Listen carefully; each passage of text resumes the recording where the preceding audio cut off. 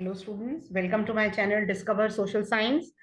In continuation with the chapter number 7 of Political Science, I am continuing from the topic in between I left. मैंने वो topic कल बीच में छोड़ा था क्योंकि काफी कुछ था उसमें समझाने के लिए। और अब मैं आ रही हूँ। देखिए, मैंने आपको अकाउंटेबिलिटी, लेजिटिमेट और एक वर्ड बताया था, टेक्निकल वर्ड ट्रांसपेरेंसी। मतलब हर चीज नजर आए। पब्लिक के पास ये राइट है कि गवर्नमेंट सर्वेंट्स क्या कर रहे हैं वो उन्हें पता चले।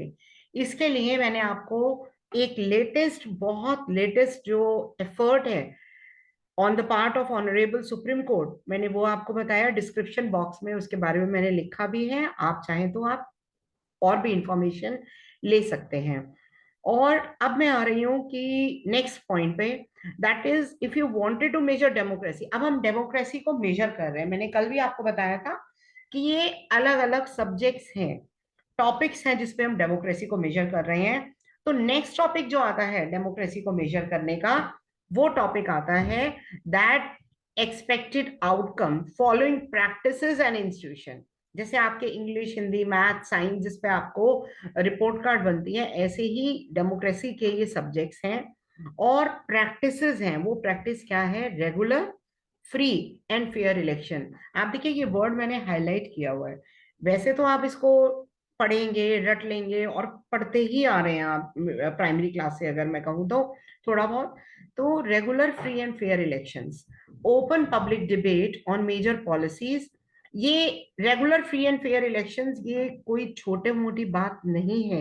9th क्लास में अगर आपको थोड़ा सा पॉलिटिकल साइंस का आपको याद हो, तो regular means after every 5 years। हमारी कंट्री के हिसाब से अमेरिका में 4 साल भी है इसका। एंड देन रेगुलर इलेक्शंस के बाद आ जाता है free, that atmosphere should be free, जहां पे लोग जो है वो पार्टिसिपेट कर सकें, कि फ्रीली पार्टिसिपेट कर सकें। And open public debate and fair, कोई बंगलिंग वोट की ना हो। Open public debate on major policies, इसका एग्जांपल है, आप देखते हैं न्यूज में कई बार, न्यूज चैनल्स में ओपन एक डिबेट होती है। तो ओपन पब्लिक डिबेट, और कई बार ऐसी डिबेट होती है, जैसे एक प्रोग्राम है इंडिया टीवी का, आपकी अदालत। तो उसमें पब्लिक भी साथ में होती है, पब्लिक क्वेश्चंस पूछती है, जो भी उनके कोई नेता आता है या कोई भी गेस्ट आता है। तो legislations and citizens right to information, RTI इसकी तरफ एक बहुत इंपॉर्टेंट स्टेप था। RTI which was introduced in 2005, कि अगर एक ऑर्डिनरी सिटीजन को गवर्नमेंट से कोई इंफॉर्मेशन लेनी हो, गवर्नमेंट ऑफिशियल से, 25 रुपीज का एक फॉर्म आता है, शायद वो 50 का हो गया होगा, आप वो फॉर्म फिल करके दीजिए। एंड एक स्टिपुलेटेड टाइम होता है जो गवर्नमेंट सर्वेंट को दिया जाता है। उसके बाद आपने किसी गवर्नमेंट ऑफिस में आरटीआई डाली, प्राइवेट के ऊपर ये एप्लीकेबल नहीं है। आपने गवर्नमेंट में आरटीआई डाली और आरटीआई के बाद उस स्टिपुलेटेड टाइम में आपका वो आरटीआई जो है वो सबमिट कर दिया आपने। और government servant will take some time means 1 से 3 months तक, और फिर वो आपको उसके बीच में उन्हें इंफॉर्मेशन देनी होगी। Actual performance of democracies mix record है। डेमोक्रेसीज का अगर सक्सेस रेट देखा जाए, रेगुलर फ्री इलेक्शन में बहुत अच्छा है। बट अगर हम बात करें कि democracies fall short of election that provide fair chance, public debate में सब फेयर चांस सबको मिले, इसमें डेमोक्रेसी बहुत अच्छा परफॉर्मेंस नहीं है। Democratic governments do not have a very good record अगर शेयरिंग इंफॉर्मेशन विद सिटीजन्स की बात करें। हालांकि अगर मैं अपनी कंट्री की बात करूं, we are moving to this direct, मतलब मेहनत कर रही है हमारी गवर्नमेंट कि पब्लिक के साथ सारी इंफॉर्मेशन शेयर हो। फॉर एग्जाम्पल, आपके अभी एमसीडी पोल होने जा रहे हैं। एमसीडी पोल में कौन सी पार्टी कौन सा कैंडिडेट खड़ा करेगी, उसका एजुकेशन रिकॉर्ड, उसका प्रॉपर्टी रिकॉर्ड, एसेट्स, उसके सारी इंफॉर्मेशन अखबार में आती है, और वो हमारी ड्यूटी है कि हम उसे पढ़ें। डेमोक्रेटिक गवर्नमेंट जो है वो धीरे धीरे करके we are moving towards that direction. All one can say in favour of democratic regime is that no doubt democracies जो है वो बहुत ज्यादा सारी चीजों में एकदम A1 नहीं है।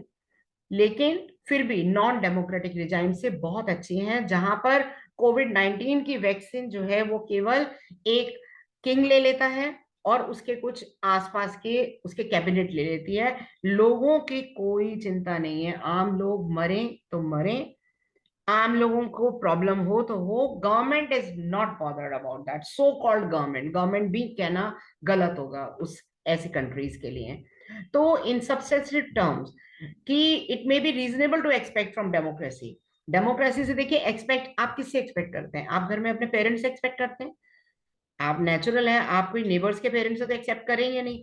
तो डेमोक्रेसी में सिटीजन्स जब अपनी गवर्नमेंट से कुछ आशाएं रखते हैं, शिकायतें करते हैं, तो ये एक बहुत इंपॉर्टेंट एग्जाम्पल है शो करने का कि यस, कि डेमोक्रेटिक गवर्नमेंट में लोग बोल सकते हैं। Then it is largely free of corruption, ऐसा नहीं है। डेमोक्रेसी को अगर हम सोचें कि फ्री ऑफ करप्शन है, तो ऐसा नहीं है। The record of democracy is not impressive on these counts.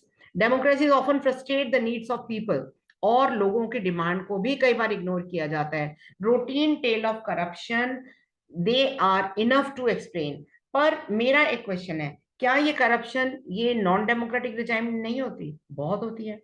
वहां पे तो आप बोल भी नहीं सकते। आप देखिए अफगानिस्तान में जब तालिबान गवर्नमेंट अभी रिसेंटली जब आई, उससे पहले वहां के जो प्रेसिडेंट थे, वो जितना लेकर पैसा भाग सकते थे भाग गए, बाकी उनका कुछ बैग्स तो वो एयरपोर्ट पे रह गए। ऑन द कॉन्ट्रेरी जो वाइस प्रेसिडेंट है, he is with the people, बहुत ड्यूटीफुली वो अपना लोगों के साथ खड़े हैं। तो नॉन डेमोक्रेटिक रिजाइम में करप्शन के क्या कम चांसेस है? ऐसा नहीं है। नॉन डेमोक्रेटिक रिजाइम्स अगर वो लेस करप्ट हैं, तो वो लोगों की तरफ भी बहुत सेंसिटिव नहीं है। There is one respect in which democratic government बहुत अच्छी है। Democratic government is the legitimate government. Legitimate का क्या मतलब होता है? लीगल, न्यायपूर्ण गवर्नमेंट है। स्लो हो सकती है, लेस एफिशिएंट हो सकती है, रिस्पॉन्सिव हो, हमेशा जरूरी नहीं है। देखिए पहले भी मैंने बताया कि डेमोक्रेटिक गवर्नमेंट कोई जादू की छड़ी नहीं है कि आपने घुमाई और सब कुछ बहुत सुंदर सुंदर सा हो गया, परियों का देश हो गया। ये सब कहानियों में होता है, रियलिटी में नहीं होता। बट फिर भी डेमोक्रेटिक गवर्नमेंट हमारी अपनी गवर्नमेंट है। हमें पता है कि हमें अधिकार है वोटिंग राइट जो है वो लेने का। That is why there is an overwhelming support for the idea of democracy all over the world. Support है डेमोक्रेसी के लिए, लोग बहुत चाहते हैं डेमोक्रेटिक गवर्नमेंट को, उसके बारे में क्रिटिसाइज भी करते हैं पर फिर भी चाहते हैं। The support exists in countries with democratic regime as well as countries without democratic regime.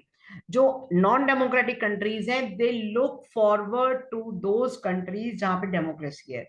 वो बेचारे ऐसे देखते हैं जैसे कोई भूखा खाने को देखता है डेमोक्रेटिक कंट्रीज की तरफ। People wish to be ruled by the representative who are elected. आप देखिए आज अगर मैं कहूं तो प्राइम मिनिस्टर मोदी जी के पास एब्सोल्यूट मेजोरिटी है, और वो चाहें तो वो डिक्टेटोरियल हो सकते हैं। एब्सोल्यूट मेजोरिटी का मतलब है पूरी पावर। वो चाहें अगर तो वो हो सकते हैं, होंगे नहीं, पर मैं एक आपको एग्जाम्पल दे रही हूँ because he is having the power. लेकिन ऐसा हमारी कंट्री की गवर्नमेंट लोगों ने ये बता दिया था जब 1975 में इमरजेंसी इंपोज हुई थी।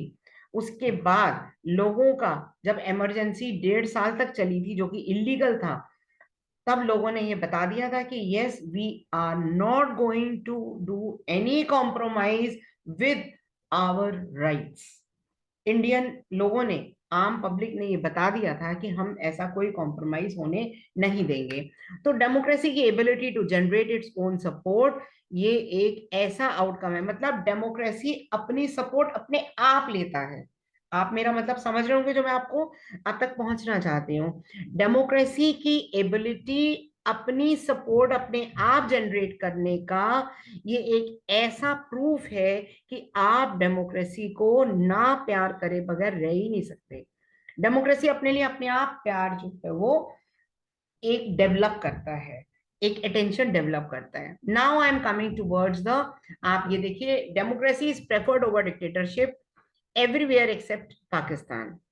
वहां पे जैसे ये सर्वे किया गया था कि डेमोक्रेसी इज प्रेफरेबल। हमारी देखिए आसपास की जो नेबरिंग कंट्रीज हैं, सबने इसको फेवर किया except Pakistan. Sometimes dictatorship is better, कुछ लोगों ने कहा, और डजंट मैटर वाले जो है वो भी कुछ परसेंटेज है। तो ये एक सर्वे है जिसके बारे में ये आपको ये इसमें बताया गया है। Now I am coming to the next subject, वही सब्जेक्ट जैसे जिसकी मैंने बात करी थी, economic growth and development.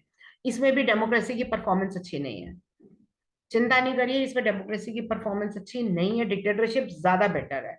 If you consider all, अगर आपको नाइन्थ में आपने हिटलर का चैप्टर पढ़ा होगा, आपको याद होगा, हिटलर को मसीहा बनाया था और वो बन भी गया था। जर्मनी की जब बहुत बुरी हालत थी तो हिटलर मसीहा के रूप में आया था, और हिटलर ने जर्मनी की इकोनॉमिक कंडीशन को बहुत ज्यादा अच्छे से ऊपर ले गया था। If you consider all democracies and dictatorship 50 years में, तो एक डिक्टेटरशिप का इकोनॉमिक ग्रोथ रेट ज्यादा बेटर है एज कंपेयर टू डेमोक्रेसी। ये कहने में मुझे कहीं भी 1% भी कोई मुझे इसमें शर्म नहीं है कि आप कहेंगे कि मैम क्या कह रही हैं, कि yes it is true, but this alone can not be the reason कि यस कि हम ला आए किसी कॉलोनियल पावर को बुलाएं कि आओ हमारे ऊपर रूल करो दोबारा से। इकोनॉमिक डेवलपमेंट देखिए बहुत सारे फैक्टर्स पे डिपेंड करती है, कंट्री के साइज पे, पॉपुलेशन साइज पे, ग्लोबल सिचुएशन पे। आज आप देखिए ब्रिटेन जिसने हमारे ऊपर 200 साल तक रूल किया था, आज उसी ब्रिटेन की जो फाइनेंशियल कंडीशन है, मतलब अगर इकोनॉमिक ग्रोथ रेट देखें तो इंडिया से कम है। मैं ये नहीं कह रही कि उधर अब प्राइम मिनिस्टर जो रूल कर रहे हैं वो इंडियन है, that is not my theory, पर इकोनॉमिक ग्रोथ रेट कम है क्योंकि मैं इकोनॉमिक ग्रोथ रेट की बात कर रही हूँ। Then cooperation from other countries, economic priorities adopted by the country etcetera, the difference in the rates of economic development between less developed and dictatorship and democracies is negligible. जब सारी बातें देखिए ना तो नेग्लिजिबल, आप कोई भी चीज चूज करते हैं आप देखिए बहुत सारे फैक्टर्स आप देखते हैं, आप केवल पैसा ही नहीं देखते, आप और भी चीजें क्वालिटी भी देखते हैं, आपकी प्रायोरिटीज भी देखते हैं। आपको डेमोक्रेसी और डिक्टेटरशिप में अगर चूज करने को मिले तो आप डिक्टेटरशिप को केवल इसलिए क्या चूज कर लेंगे कि उसमें इकोनॉमिक डेवलपमेंट है? आप उस इकोनॉमिक डेवलपमेंट का करेंगे क्या जिसमें आपको बोलने की भी आजादी नहीं है? उस पैसे का करेंगे क्या आप? So we cannot say that democracy is a guarantee of economic development. वही चीज जो मैंने आपको कही थी, when we find such significant difference in the rates of economic growth between countries under dictatorship and democracy, it is better to prefer democracy as the positive outcome। और ये देखिए, ये अगर economic growth and income distribution gains ये year का, तो आप ये देखिए ये डिफरेंट है। सो स्टूडेंट्स, ये आज की क्लास के लिए मेरा इतना ही टॉपिक था, और प्लीज कमेंट बॉक्स में कमेंट करिएगा, लाइक करिएगा, and do subscribe my channel, and please help me to grow on this channel, on this YouTube, and please subscribe if you have not done. Those who have subscribed, I am thankful to them. Okay students, namaste.